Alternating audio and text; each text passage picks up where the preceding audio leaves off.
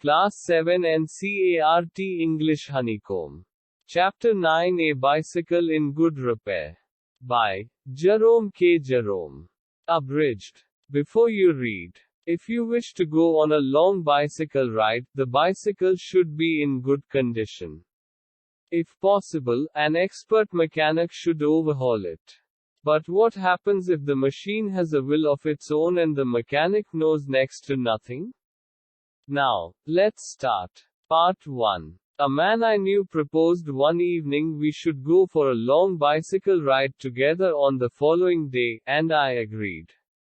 I got up early. For me, I made an effort, and was pleased with myself.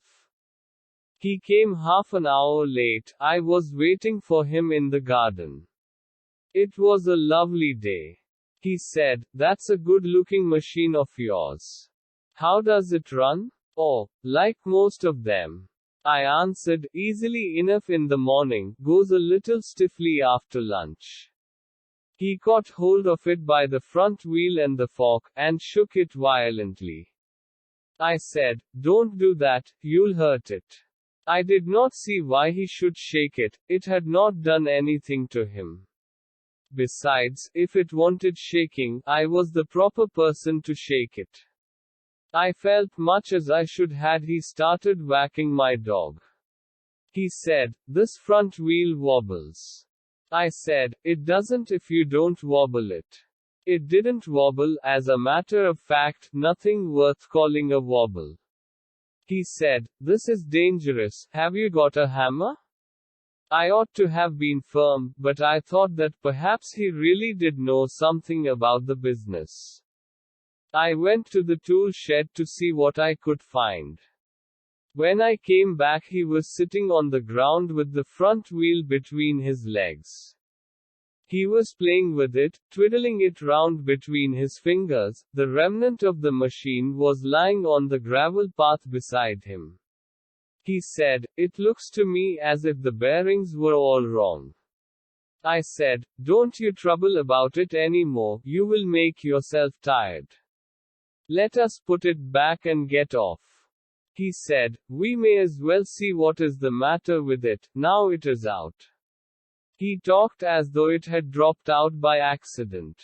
Before I could stop him, he had unscrewed something somewhere, and out rolled all over the path some dozen or so little balls. "Catch 'em!" he shouted, "catch 'em! We mustn't lose any of them." He was quite excited about them. We grovelled round for half an hour, and found 16. He said he hoped we had got them all, because, if not, it would make a serious difference to the machine. I put them for safety in my hat. It was not a sensible thing to do, I admit. Part 2. He then said that while he was about it he would see to the chain for me, and at once began taking off the gear case. I did try to dissuade him from that. I told him what an experienced friend of mine once said to me solemnly: "If anything goes wrong with your gear case, sell the machine and buy a new one, it comes cheaper." He said, "People talk like that who understand nothing about machines. Nothing is easier than taking off a gear case." I had to confess he was right. In less than 5 minutes he had the gear case in 2 pieces, lying on the path, and was groveling for screws. He said it was always a mystery to him the way screws disappeared. Common sense continued to whisper to me, "Stop him, before he does any more mischief. You have a right to protect your own property from the ravages of a lunatic. Take him by the scruff of the neck, and kick him out of the gate." But I am weak when it comes to hurting other people's feelings, and I let him muddle on. He gave up looking for the rest of the screws. He said screws had a knack of turning up when you least expected them, and that now he would see to the chain. He tightened it till it would not move, next he loosened it until it was twice as loose as it was before.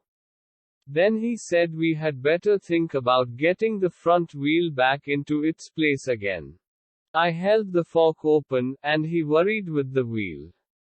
At the end of 10 minutes, I suggested he should hold the fork, and that I should handle the wheel, and we changed places.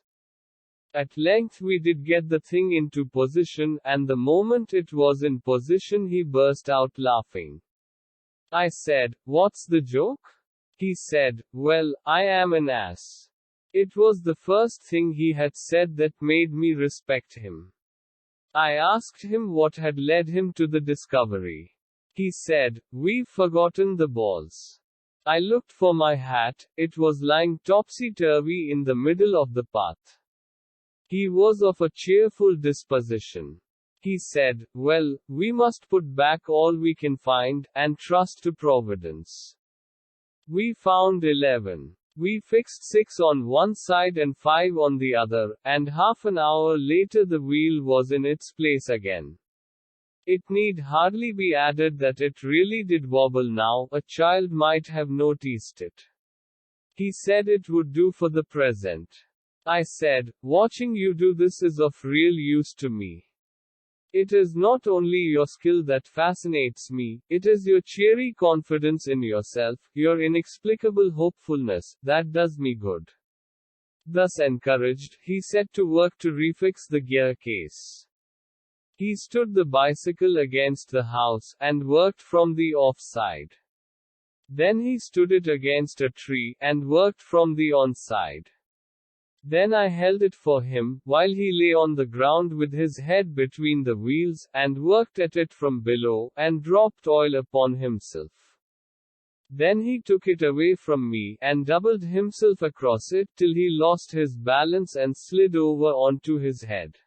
Then he lost his temper and tried bullying the thing.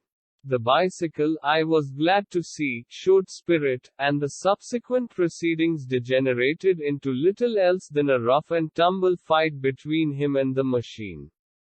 One moment the bicycle would be on the gravel path, and he on top of it; the next, the position would be reversed, he on the gravel path, the bicycle on him. Now he would be standing flushed with victory, the bicycle firmly fixed between his legs. But his triumph would be short-lived. By a sudden, quick movement it would free itself and, turning upon him, hit him sharply over the head with one of its handles.